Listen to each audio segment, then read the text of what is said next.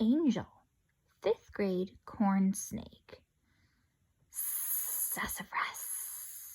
Isn't that an absolutely delicious sounding word?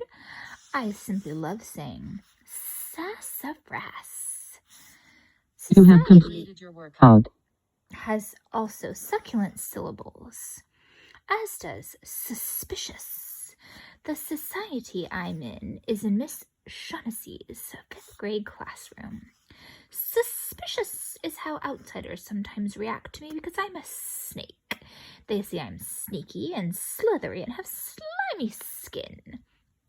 Sneaky and slithery, yes. But stroke my skin and I'm not the least bit slimy. See? I have no fangs, no venom. I am a simple orange and black and red corn snake. As long as a 5th grader is tall. Miss Shaughnessy's syllabus is history. Sassafras history is such an interesting subject, besides being an amusing thing for a snake to say. History. After class, I'm somewhat solitary. A squirrel sometimes peeks in the window, but he slinks down again as soon as he spies me. Doesn't he know he's too substantial a mouth for a snake my size to swallow? Only once a week I sup, mostly on frozen mice, supplied by Miss Shaughnessy. 6 out of the 7 days, I could be a safe associate to all the other class pets, including the albino rat who sometimes scurries past my doorway fast, as though suspecting I would feast on him. It must be nice to have a sensitive fingers to fasten one's cell as one wishes and explored the school's silent halls. So I was pleased one after-school afternoon when a ruckus spilled down the hall and into Miss Shaughnessy's classroom. My tongue tasted a shift in the atmosphere. The squirrel and rat burst into the scene, along with a hamster and another excellent word, a rabbit. From the hall came the sounds of a dog snarling. "Leave me alone! This has nothing to do with you!" While the parrot squawked, "Ole, ole, keep away!" In the classroom, the hamster saw me and squeaked, "Yikes! This is the 5th grade where the snake lives. Danger! Snake equals danger!" The squirrel tried to skedaddle and shoved the rabbit who stood betwixt him and the door, but the rabbit snapped. "The snake's locked up, but the dog isn't your safe in here." So the squirrel hastened for higher ground instead.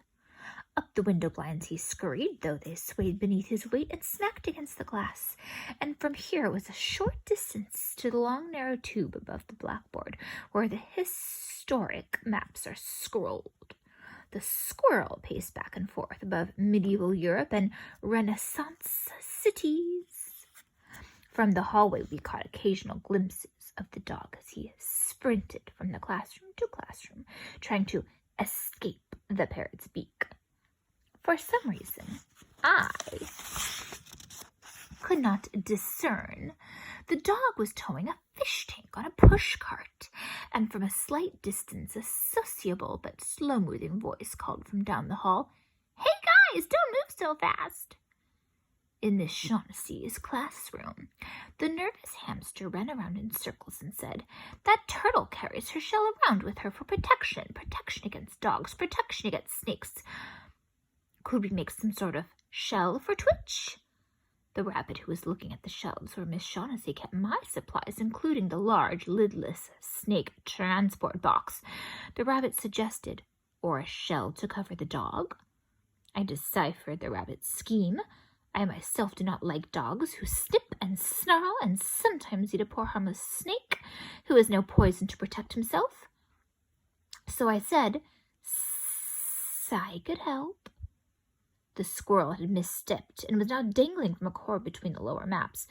"How?" he asked. "By eating me before the dog has a chance to?" "I have had my frozen mouse this week," I said.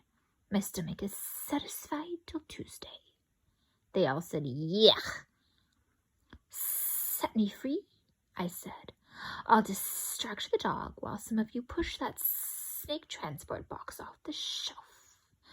Timed just right, it should tip over right on top of him, hold him safe from eating any of us. I would never be so discourteous to snack on schoolmates, except perhaps on Tuesdays. Besides, history teaches us we are stronger with allies. Allies, the rat repeated, like a school, like fish in a school. Trust, I encouraged them. The rat, a fearless, steadfast rat, scurried to my enclosure and shoved that green screen aside. Just then the dog ran in, still attached to his cart, and snarling. "Where's that worthless squirrel?" The squirrel tried to scamper back up to the cord, unscrolling Renaissance cities till Florence was on the floor. The blue and gold macaw flew into the classroom and squawked, "Senor, dogs in the loose, so move your caboose. Everyone to your places, pretend you're at the races." No one told the bird her meter was off, so I slithered onto the floor. Seeing me, the dog scuttled in reverse, as if he could have scaled up the fish cart. I suspect he would have, but he didn't notice the squirrel. The rat and the hamster climbed onto the shelf and began shoving at that snake transport carton. The macaw saw and went to their support. The box moved closer and closer to the edge of the shelf, and I hissed, posing as ferocious, causing the dog to back up closer and closer to the overhang of the shelf. The rabbit thumped her back leg, and a vibration was the last assistance that suspended receptacle needed.